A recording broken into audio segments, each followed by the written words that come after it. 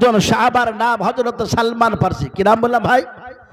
হযরত সালমান ফার্সি রাদিয়াল্লাহু তাআলা আনহু। তিনি লেট করে ফেলেছেন, তিনার দেরি হয়ে গেছে। তিনি তাড়াহুড়া করে বাড়ি থেকে বেরিয়ে মেন রাস্তা যেমন আছে ওই মেন রাস্তায় উঠে তিনি মসজিদের দিকে হাঁটছেন। কিছুটা দূর গেছে, যেতেই দেখতে পায় হযরত উরাইকা রাদিয়াল্লাহু তাআলা আনহু তিনিও যেন আল্লাহর নবীর বক্তব্য শোনার জন্য আপনার গুটি গুটি পায়ে মসজিদের দিকে হাঁটছেন। হযরত উরাইকা রাদিয়াল্লাহু তাআলা আনহু বাবা আল্লাহর নবীজির সভাতে যার জন্য গোটে গোটে পায়ে আপনার যাচ্ছে বাবা।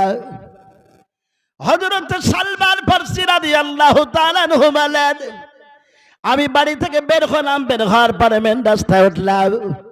ওঠার পর আমি আপনার হাঁটতে লাগলাম। একটু দূর যাওয়ার পর দেখতে পাই হযরত উরাইকা রাদিয়াল্লাহু তাআলা আনহু জানো আবার থেকে আপনার 15 হাত সামনে রয়েছে বাবা, আর আমি উরাইকার থেকে 15 হাত পিছনে আছে বাবা। দুজনাই আল্লাহ নবীর বক্তব্য শোনার জন্য, ওয়াজ শোনার জন্য আগা পিছা হয়ে বাপ যে আপনারা যেতেছে বাবা। হঠাৎ মসজিদের মধ্যে বাপ যে আপনার প্রবেশ করবে, মসজিদের মধ্যে আপনারা ঢুকবে। ইন দা মিন টাইম বাবা এমন সময় যেন উরাইকা মসজিদ থেকে 60 বা 70 হাত দূরে রাস্তার ধারে বাইরে বসে পড়লেন। হযরত সালমান ফার্সি রাদিয়াল্লাহু তাআলা আনহু বলেন, আমি উরাইকার ডান দিকে দেখালাম, বাম দিকে দেখালাম, সামনে দেখলাম মসজিদ, মসজিদ ছাড়া অন্য কিছু নাই। আমি মনে করলাম কি বাবার উরাইকা কেন বসে পড়ল?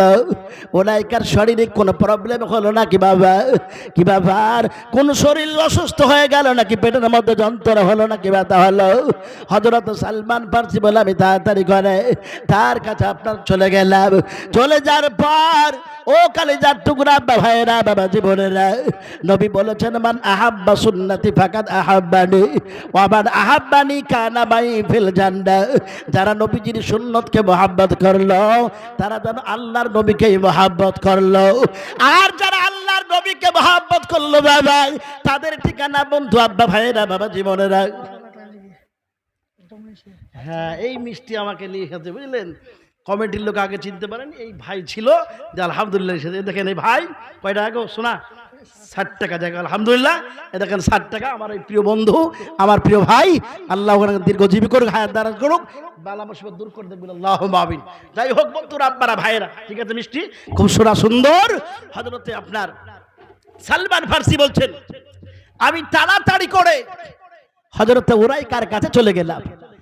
চলে যাওয়ার পর আমি প্রথমেই নবীজি বলেছেন আসসালামু ক্বাবলাল কালাম।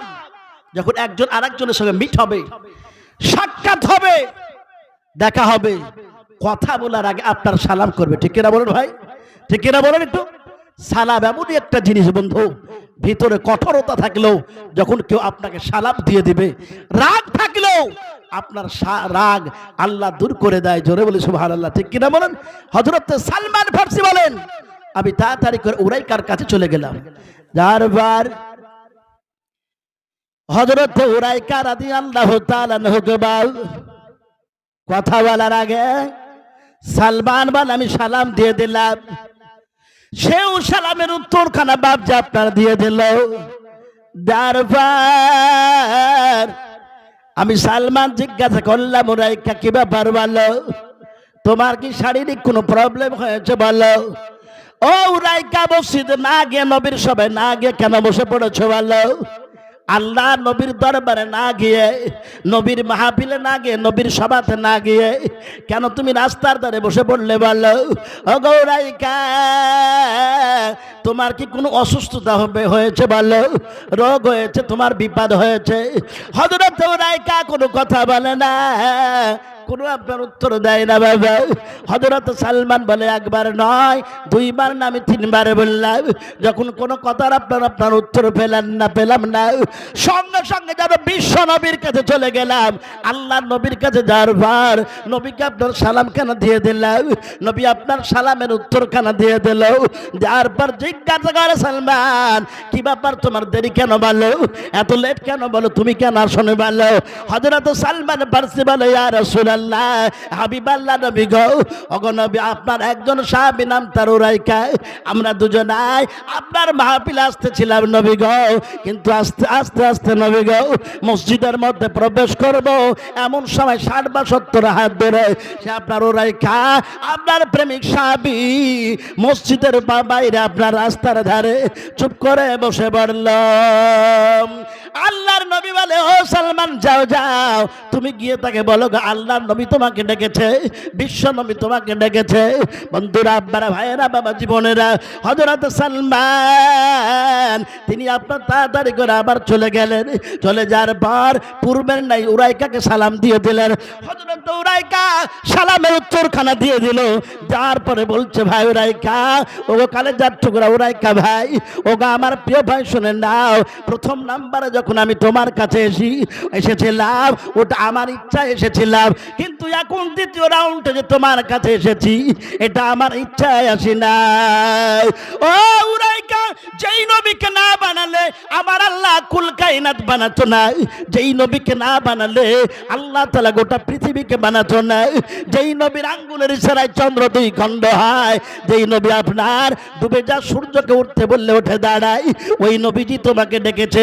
বলতে দেরি হয় হযরত উরাইকা, দাঁড়াতে আপনার দেরি করে নাই। বন্ধু, আপনার কি করলেন, তাড়াতাড়ি করে ছুটতে ছুটতে মসজিদের মধ্যে চলে আসলেন। আসার পর আল্লাহর নবীকে আপনার সালাম খানা দিয়ে দিলেন। হযরত উরাইকা রাদিয়াল্লাহু তাআলা খুব তাড়াতাড়ি করে আসলেন। আসার পর বিশ্ব নবীকে সালাম দিলেন।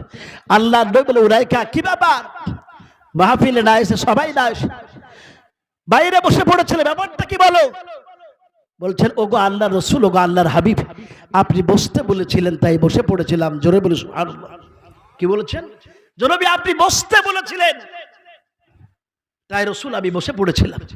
আল্লাহর নবী বলেন, উরাইকা, মসজিদের মধ্যে একজন সাহাবী বসে দাঁড়িয়েছিল, আমি তারে বসতে বলেছি, আমি তোমাকে তো বলিনি।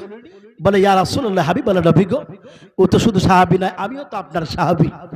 আমি দেখলাম আপনি বসতে বলছেন আর আমি দাঁড়িয়ে থাকবো, এটা তো আদবের খেলাফ হয়ে যাবে, নবী বেয়াদবি হয়ে যাবে, আর বেয়াদবি হলে সেই দিন জান্নাত পাওয়া যাবে না। এই জন্য নবী আপনার বসে পড়েছিলাম।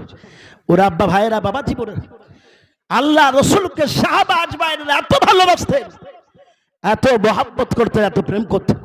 আল্লাহ বলে, কুল ইন কুনতুম তুহিব্বুনাল্লাহ ফাত্তাবিউনি ইউহিব্বুকুমুল্লাহ ওয়া ইয়াগফির লাকুম যুনুবাকুম। আল্লাহ বলে, হে রাসূল, হে আমার হাবিব, হে আমার রাসূল, আপনি বলুন যে আল্লাহর নৈকট্য পেতে চায়, যারা আল্লাহর প্রেম পেতে চায়, আল্লাহর অনুগ্রহ পেতে চায়, তারা যারা আপনাকে ভালোবাসে, আপনাকে মহব্বত করে, আপনাকে ভালোবাসলে আমি আল্লাহ তাদেরকে ভালোবাসবো, আমি আল্লাহ তাদেরকে মহব্বত করব। শুধু মহব্বত করবো না, তাদের জীবনে যত পাপ আছে সব পাপগুলোকে ক্ষমা করে দেব। জোরে বলি সুবহানাল্লাহ।